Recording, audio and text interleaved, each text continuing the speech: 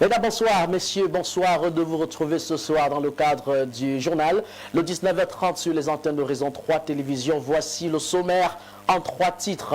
Yaoundé est toujours plongé dans une insalubrité qui ne cesse justement de dicter sa loi. Yaoundé est toujours sous les ordures, 2 semaines pourtant après l'instruction du Premier ministre chef du gouvernement Joseph Dione Ngouté, adressée à certaines autorités compétentes de tout mettre en œuvre pour qu'en 14 jours, Yaoundé, la capitale politique, soit propre. Le constat sur le terrain est cependant très alarmant. Dans les différentes artères de la cité capitale, les poubelles dictent toujours leur loi, un mépris manifeste des directives du chef du gouvernement qui pèse lourd sur la santé des Yaoundéens. Nos équipes sont allées toucher cette réalité du doigt. La quintessence vous sera ainsi rendue dans le cadre de cette session qui fait le chef du gouvernement, Premier ministre Joseph Dione Ngouté, qui avait donné instruction à l'ensemble des membres du gouvernement en charge de ces questions. Nos équipes descendues sur le terrain quelques jours après la fin de cette autre instruction donnée par le Premier ministre pour faire un constat. L'état des lieux, de toutes les façons, la situation est très alarmante. Quelques arrondissements mentionnés par nos équipes nous rendent fidèlement compte. L'état d'immondice, les murs de la honte, ces pots de fleurs qui ornent à l'avenir. Nos grandes métropoles continuent toujours de joncher les rues. Constat fait dans ce reportage, Joël Akumba. Attention, narines sensibles s'abstenir. Yaoundé est une poubelle géante. Après les recommandations du chef du gouvernement répercutées à certains de ses collègues et élus locaux, les habitants de Yaoundé pensaient enfin voir le bout du tunnel. Seulement 2 semaines après, c'est le statu quo. Ici, au quartier Siméon, dans le 3e arrondissement, les poubelles dictent leur loi. Royalement posés en face d'un complexe scolaire, les poumons ici sont en perpétuel danger.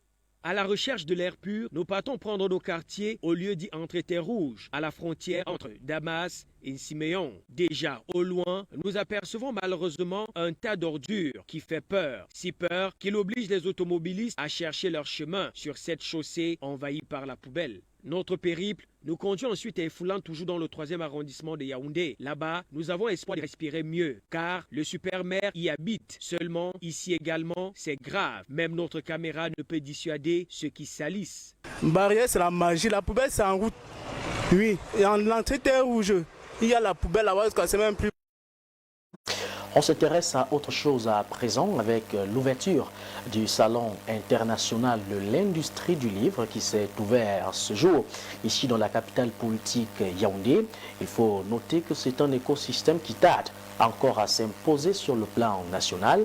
Les défis en tout cas sont d'ordre socio-économique, donnant ici à ces acteurs du livre de vivre un véritable calvaire. Pourtant, un élément essentiel participatif à la croissance de l'économie locale. Plus de détails dans ce reportage signé Yvan Ameni.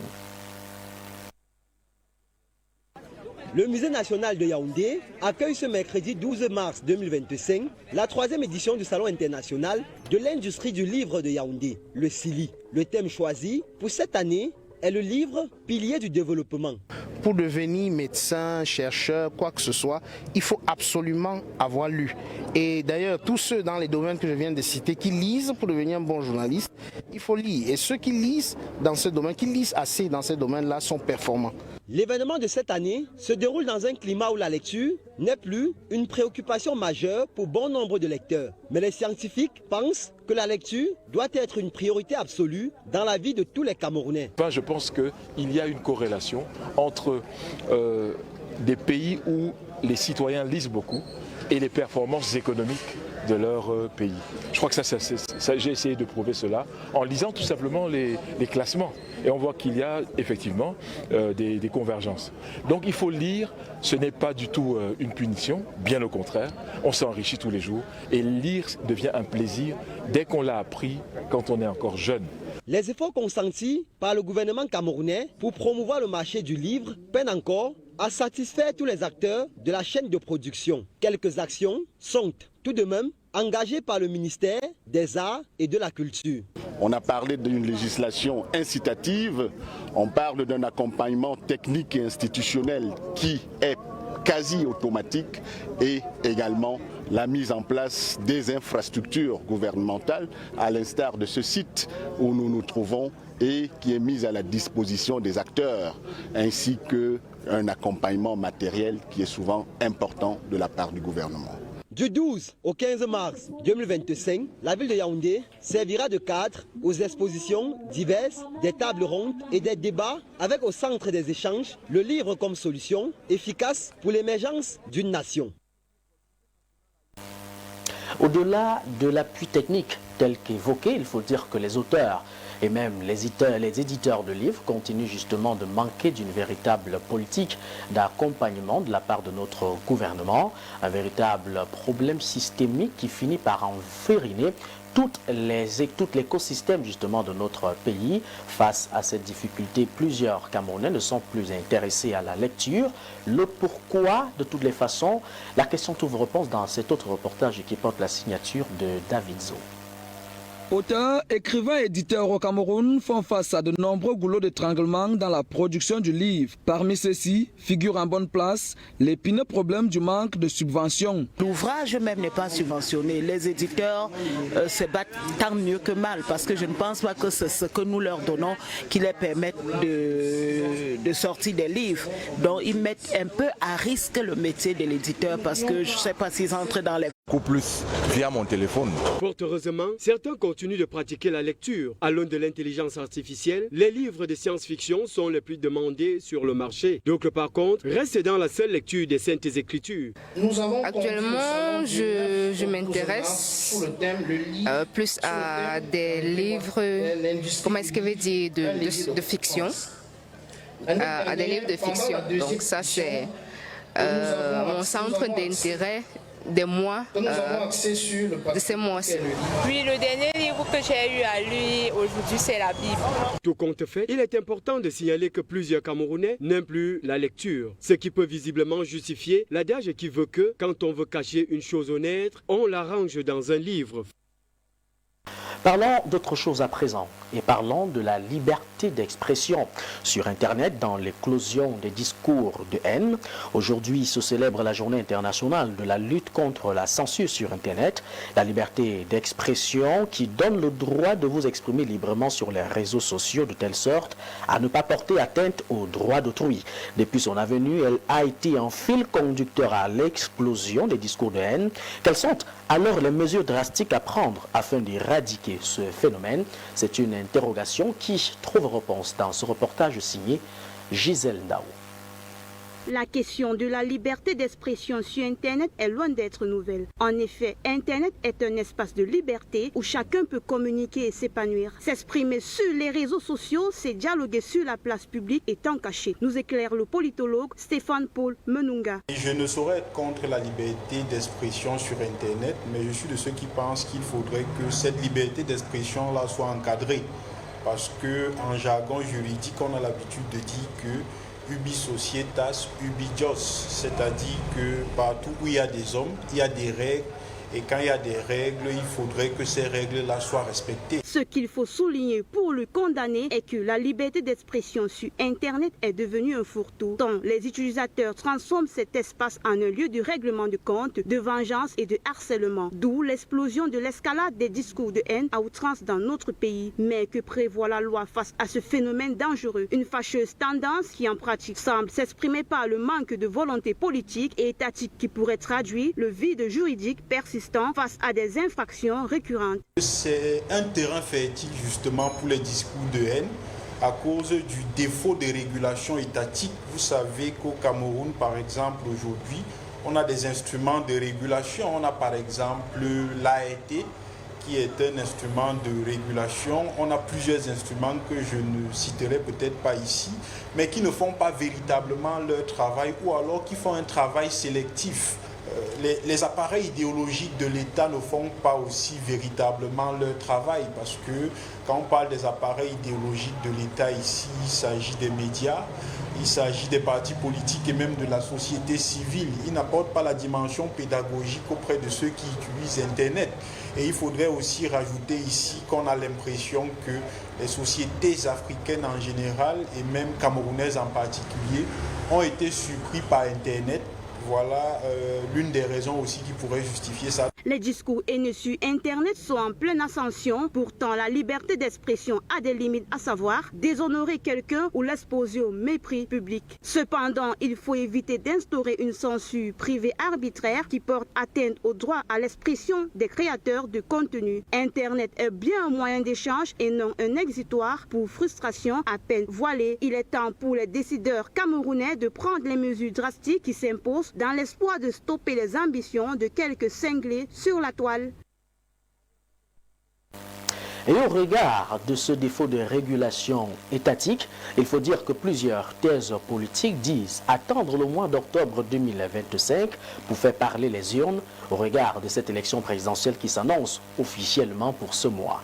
À cet effet, une véritable sympathisante et militante au cadre du Parti camerounais pour la réconciliation nationale, elle est fondatrice et promotrice de l'opération #Je veux ma CNI. Une opération qui vise à inciter l'ensemble des jeunes camerounais à s'inscrire massivement sur les listes électorales à travers leur carte nationale d'identité.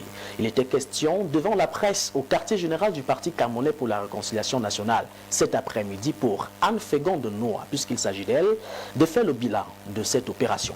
Henri Matip a pris part à cette conférence de presse. Compte rendu.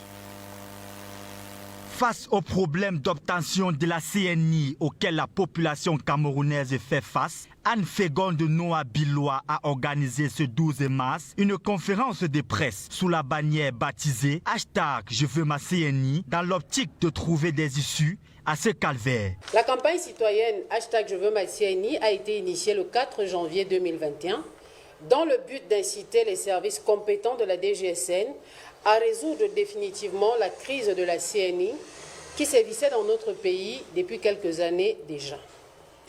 Il était question pour nous de désapprouver dans une démarche citoyenne et collective l'indifférence et le silence gênant de la chaîne de commandement visée dans la production de la CNI, ceci en dépit des millions de plaintes et des nombreux préjudices subis par les citoyens du fait du défaut de CNI. Devant les hommes de médias, la militante du Parti camerounais pour la réconciliation nationale, PCRN, a davantage évoqué les difficultés que rencontrent les Camerounais au quotidien pour défaut de CNI. Sans CNI, on ne peut pas postuler un concours, signer un contrat, demander un passeport, acheter une carte SIM. Des lignes téléphoniques de certains citoyens ont été suspendues pour défaut de CNI. Ouvrir un compte bancaire, faire des opérations au guichet, postuler pour des études à l'étranger, créer une entreprise, cette liste n'est pas exhaustive. La déclaration faite à la presse ce jour au siège du PCRN à Yaoundé permet également de faire le bilan des activités de cette opération. Aujourd'hui, vous le savez tous, les problématiques relatives à la CNI ne sont pas exhaustivement traitées. Néanmoins, en ce qui concerne les objectifs de la campagne, qui étaient notamment inciter la chaîne de commandement de la CNI à résoudre la question de la production et de la distribution diligente de la CNI, c'est un objectif qui a été atteint. Et cet objectif n'a pas été atteint par une seule personne ou un groupuscule de personnes. C'est un travail d'ensemble dans lequel la presse a joué un rôle déterminant. Pour clore son propos, elle ne cesse de remercier tous les maillons de la chaîne de cette opération, en particulier, et les médias en général, pour leur dévouement à la tâche. Vivement que cette action porte des germes d'une fin de calvaire qui n'a trop que duré. Parlons à présent de l'actualité hors de nos frontières. Nous sommes d'abord en République démocratique du Congo, où la crise dans l'est du pays est au cœur d'une nouvelle rencontre entre le président Félix Antoine Tshisekedi et son homologue angolais, médiateur justement de la dite crise. Les échanges qui se sont tenus il y a quelques heures seulement à Luanda et puis au Sénégal, le Parlement qui autorise le président de la République à signer une convention entre le Sénégal justement la Confédération africaine de football était candidat à sa propre succession. Reportage signé Alex Rodrigue Bekono qui nous donne plus de détails dans cet élément.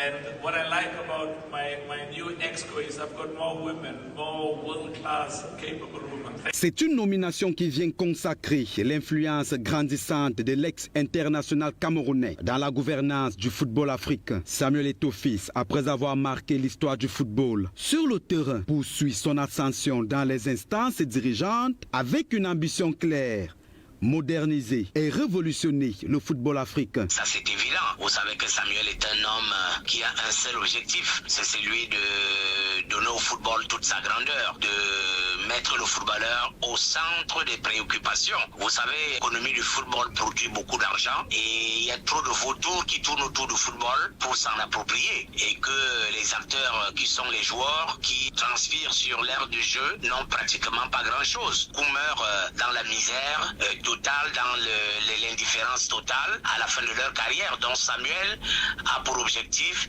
de redonner à ces footballeurs-là la joie au cœur en les mettant au centre des préoccupations. Une élection sans opposition qui témoigne de la reconnaissance auprès des acteurs du football continental, mais aussi de la confiance placée en lui pour impulser un nouveau souffle au sein de la CAF. C'est évident, si déjà au Cameroun, il a fait beaucoup de choses. Je crois que vous êtes au courant qu'il a construit 2 stades en 3 ans. C'est donc une nouvelle page qui s'ouvre pour le président de la Tour de Tinga, à quelques semaines seulement de la session extraordinaire de l'Assemblée générale de la Fédération camerounaise de football, prévue le 12 avril 2025 en Bankomo.